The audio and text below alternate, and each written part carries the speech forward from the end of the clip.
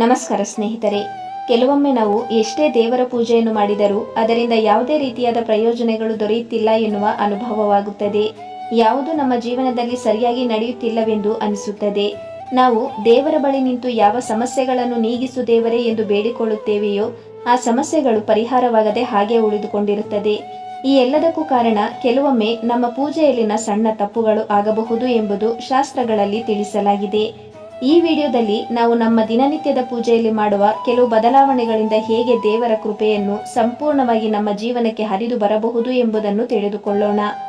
ಭಕ್ತಿಯಿಂದ ನೋಡಿ, ಪ್ರೀತಿಯಿಂದ ಕೇಳಿ. ದಿನನಿತ್ಯದ ಪೂಜೆಯಲ್ಲಿ ಈ ಬದಲಾವಣೆಗಳನ್ನು ಮಾಡಿಕೊಳ್ಳಿ. ಪುರಾಣ ಗ್ರಂಥಗಳ ಪ್ರಕಾರ ಹಾಗೂ ನಮ್ಮ ಶಾಸ್ತ್ರದ ಪ್ರಕಾರ ಮುಂಜಾನೆ ನಾವು ಎದ್ದಾಕ್ಷಣ ಮೊದಲು ಕೆಲವೊಂದು ಕೆಲಸಗಳನ್ನು ಮಾಡಬೇಕೆಂದು ಹೇಳಲಾಗಿದೆ. ಇದಕ್ಕಾಗಿ ಮುಂಜಾನೆ ನಾವು ಕಣ್ಣು ಬಿಟ್ಟಾಕ್ಷಣ ಮೊದಲು 2 ಅಂಗೈಗಳನ್ನು ಉಜ್ಜಿ ಕರಾಗ್ರೆ ವಸತೆ ಲಕ್ಷ್ಮಿ ಎನ್ನುವ ಮಂತ್ರವನ್ನು ಪಠಿಸಬೇಕು. ನಂತರವೇ 2 ಕಣ್ಣುಗಳನ್ನು ತೆರೆದು ಹಾಸಿಗೆಯಿಂದ ಏಳಬೇಕು ಎಂದು ಹೇಳಲಾಗಿದೆ. ಶಾಸ್ತ್ರಗಳ ಪ್ರಕಾರ ಮುಂಜಾನೆ ಸ್ನಾನ ಮಾಡಿ ಶುದ್ಧರಾದ ಬಳಿಕ ಸೂರ್ಯ ದೇವರಿಗೆ ಆರ್ಘ್ಯವನ್ನು ಅರ್ಪಿಸುವ ಮೂಲಕ ಪೂಜೆಯನ್ನು ಮಾಡಬೇಕು. ನಂತರ ದೇವರ ಕೋಣೆಗೆ ಬಂದು ದೇವರ ಪೂಜೆಯನ್ನು ಮಾಡಬೇಕು. ದೇವರ ಪೂಜೆಯನ್ನು ಬ್ರಹ್ಮ ಮುಹೂರ್ತದಲ್ಲಿ ಮಾಡುವುದು ತುಂಬಾನೇ ಒಳ್ಳೆಯದು. ದೇವರ ಪೂಜೆಯನ್ನು ಬ್ರಹ್ಮ ಮುಹೂರ್ತದಲ್ಲಿ ಮಾಡುವುದರಿಂದ ಶಾರೀರಿಕ ಮತ್ತು ಮಾನಸಿಕ ಶಾಂತಿ ದೊರೆಯುತ್ತದೆ. ದೇಹ ಮತ್ತು ಮನಸ್ಸು ಎರಡೂ ಪೂಜೆಯಲ್ಲಿ ಲೀನವಾಗುತ್ತದೆ. ಇದಕ್ಕೆ ಇನ್ನೊಂದು ಕಾರಣವೇನೆಂದರೆ ಬ್ರಹ್ಮ ಮುಹೂರ್ತದಲ್ಲಿ ದೇವಾನುದೇವತೆಗಳು ಭೂಲೋಕದಲ್ಲಿ ತಮ್ಮ ಸಂಚಾರವನ್ನು ಪ್ರಾರಂಭಿಸುತ್ತಾರೆ. ಈ ಸಮಯದಲ್ಲಿ ನಾವು ದೇವರ ಪೂಜೆಯನ್ನು ಮಾಡಿ ದೀಪ ಹಚ್ಚುವುದರಿಂದ ಪೂಜೆಯ ಫಲ ಸುಲಭವಾಗಿ ದೊರೆಯುತ್ತದೆ ಎಂದು ಹೇಳಲಾಗಿದೆ. ಒಂದು ವೇಳೆ ನಿಮಗೆ ಪೂಜೆಯ ಸಮಯದಲ್ಲಿ ನೈವೇದ್ಯವನ್ನು ತಯಾರಿಸಲು ಸಾಧ್ಯವಾಗದೇ ಇದ್ದರೆ ಅಂತಹ ಸಂದರ್ಭದಲ್ಲಿ ಮನೆಯಲ್ಲೇ ಇರುವ ಸಕ್ಕರೆ ಅಥವಾ ಬೆಲ್ಲವನ್ನು ನೈವೇದ್ಯದ ಪಾತ್ರೆಯಲ್ಲಿ ಹಾಕಿ ಅರ್ಪಿಸಬಹುದು.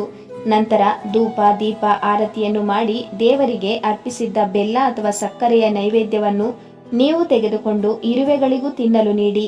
ದೇವರಿಗೆ ದೀಪವನ್ನು ಹಚ್ಚುವಾಗ ಒಂಟಿ ಬತ್ತಿಯಿಂದ ದೀಪ ಹಚ್ಚಬಾರದು.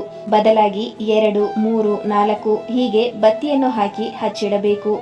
ದೇವರ ಪೂಜೆಯನ್ನು ಮಾಡುವುದಕ್ಕೂ ಮುನ್ನ ಕೋಣೆಯನ್ನು ಹಾಗೂ ಹೊಸ್ತಿಲನ್ನು ಸ್ವಚ್ಛಗೊಳಿಸಿ ನಂತರ ಹೊಸ್ತಿಲಿನ 2 ಬದಿಗಳಲ್ಲಿ ಅರಿಶಿಣದಿಂದ ಸ್ವಸ್ತಿಕವನ್ನು ಹಾಕಬೇಕು. ವಾರಕ್ಕೆ 1 ಅಥವಾ 2 ಬಾರಿಯಾದರೂ ಮನೆಯಲ್ಲಿ ಧೂಪವನ್ನು ಹಾಕಬೇಕು. ಈ ರೀತಿ ಮಾಡುವುದರಿಂದ ಮನೆಯಲ್ಲಿ ನಕಾರಾತ್ಮಕತೆ ನಾಶವಾಗುತ್ತದೆ. ದೇವರಿಗೆ ಪೂಜೆಯನ್ನು ಮಾಡಿದ ನಂತರ ದೇವರ ಕೋಣೆಯ ಬಾಗಿಲನ್ನು ಮುಚ್ಚಬೇಕು. ದೇವರ ಕೋಣೆಯಲ್ಲಿ ಯಾವಾಗಲೂ ಒಂದು ಬಟ್ಟಲಲ್ಲಿ ಅಕ್ಷತೆಯನ್ನು ಹಾಕಿಡಬೇಕು. ಯಾಕೆಂದರೆ ಈ ಅಕ್ಷತೆಯು ದೈವಿಕ ಶಕ್ತಿಯನ್ನು ಆಕರ್ಷಿಸುತ್ತದೆ. ಪ್ರತಿನಿತ್ಯ ನೀವು ಮನೆಯಿಂದ ಹೊರಗಡೆ ಹೋಗುವ ಮುನ್ನ ತಲೆಯು ದೇವರ ಕೋಣೆಯಲ್ಲಿಟ್ಟು 1-2 ಅಕ್ಷತೆಯನ್ನು ಹಾಕಿಕೊಳ್ಳಿ. ದೇವರ ವಿಗ್ರಹಗಳು ಒಂದಕ್ಕೊಂದು ತಾಗಿ ಇರಬಾರದು. ದೇವರ ಕೋಣೆಯಲ್ಲಿ ಯಾವಾಗಲೂ ಒಂದು ಬಿಂದಿಗೆ ನೀರನ್ನು ಇಟ್ಟು ಅದರಲ್ಲಿ ತುಳಸಿ ದಳಗಳನ್ನು ಹಾಕಿಡಿ. ಪೂಜೆ ಎಂದರೆ ದೇವರನ್ನು ನಂಬುವ ನಿಶ್ಚಳ ಶ್ರದ್ಧೆ. ಆದರೆ ಆ ಪೂಜೆಯಲ್ಲಿ ಇದ್ದ ಸಣ್ಣ ತಪ್ಪುಗಳನ್ನು ಸರಿಪಡಿಸಿದರೆ ನಾವು ಕೋರಿದ ಕೃಪೆಗಳು ಆಶೀರ್ವಾದಗಳು ನಿಶ್ಚಿತವಾಗಿ ನಮ್ಮ ಹಿತಕ್ಕೆ ಕೆಲಸ ಮಾಡುತ್ತವೆ. ಇಂದು ಹೇಳಿದ ಈ ಬದಲಾವಣೆಗಳನ್ನು ನಿಮ್ಮ ದಿನಚರಿಯ ಪೂಜೆಯಲ್ಲಿ ಅಳವಡಿಸಿ ನೋಡಿ. ನಿಮಗೂ ಖಂಡಿತ ದೇವರ ಅನುಗ್ರಹ ಸಿಗುತ್ತದೆ. ಈ ಮಾಹಿತಿ ನಿಮಗೆ ಉಪಯುಕ್ತವಾಯಿತೆಂದರೆ ಲೈಕ್ ಮಾಡಿ, ನಿಮ್ಮ ಕುಟುಂಬ ಮತ್ತು ಸ್ನೇಹಿತರೊಂದಿಗೆ ಶೇರ್ ಮಾಡಿ. ಇಂಥ ಧಾರ್ಮಿಕ ಹಾಗೂ ಶಾಸ್ತ್ರೀಯ ವಿಷಯಗಳಿಗಾಗಿ ಚಾನೆಲ್ಗೆ ಸಬ್ಸ್ಕ್ರೈಬ್ ಮಾಡುವುದನ್ನು ಮರೆಯಬೇಡಿ. ಇಲ್ಲಿಗೆ ವಂದನೆಗಳೊಂದಿಗೆ ದೇವರ ಅನುಗ್ರಹ ನಿಮ್ಮ ಜೀವನವನ್ನು ಬೆಳಗಲಿ. ಧನ್ಯವಾದಗಳು.